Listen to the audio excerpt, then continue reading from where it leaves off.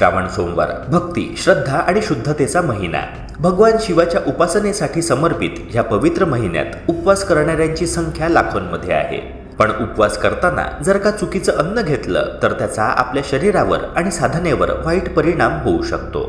म्हणूनच आजच्या व्हिडिओमध्ये आपण पाहणार आहोत की श्रावण सोमवारच्या उपवासात कोणत्या गोष्टी खाणं टाळावं आणि उपवास करताना काय खावं। मित्रांनो, श्रावण महिन्यातील सोमवारांचा उपवास केवळ धार्मिक कारणास्तव केला जात नाही, तर त्यामागे एक वैज्ञानिक दृष्टी देखील आहे। पावसाळ्यात शरीराची पाचनशक्ती ही तुलनेने कमकुवत झालेली असते। अशा वेळी सात्विक, हलकं आणि सुपाच्य अन्न घेतल्याने शरीराची शुद्धता टिकते आणि मनही स्थिर राहतं। उपवास म्हणजे फक्त अन्न त्याग नव्हे, तर विचार, आहार आणि व्यवहार या सगळ्यांची शुद्धी। मित्रांनो, आता आपण सर्वप्रथम जाणून घेऊया श्रावण सोमवारच्या उपवासात चुकूनही खाऊ नयेत अशा गोष्टी।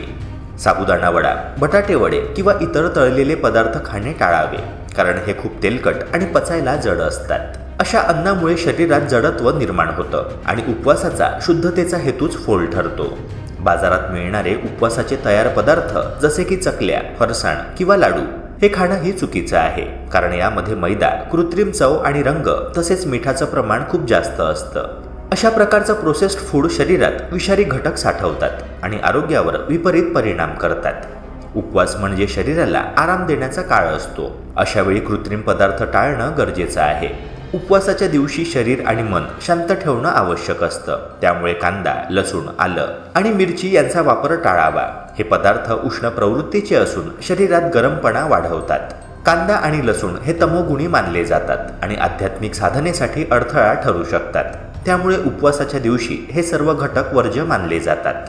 मांसाहार, अंडी, कोल्ड्रिंक्स किंवा पॅकेज्ड ज्यूस हे पदार्थही उपवासात टाळले पाहिजेत। श्रावण हा पावित्र्य आणि सात्विकतेचा महिना आहे। मांसाहाराचा किंवा अंड्याचा उपभोग केल्यास उपवासाच्या शुद्धतेवर परिणाम होतो।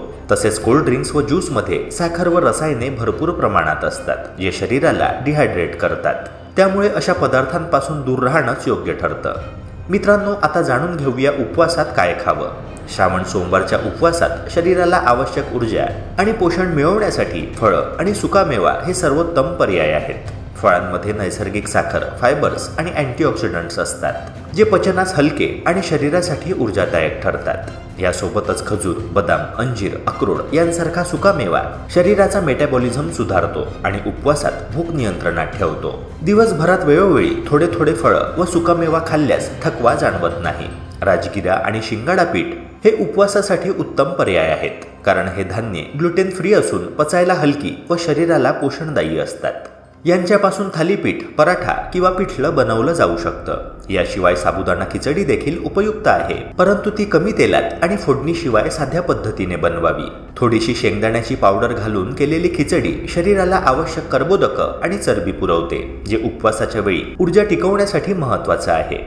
यासोबतच सामान्य मिठाऐवजी सेंधे मीठ वापरणं हे शरीरातील पीएच संतुलन राखण्यास मदत करतं। सेंधव मीठ हे नैसर्गिक असून पचन संस्थेवर ताण न देता शरीरात क्षाराचे योग्य प्रमाण राखतं, जे उपवासादरम्यान अत्यंत आवश्यक आहे।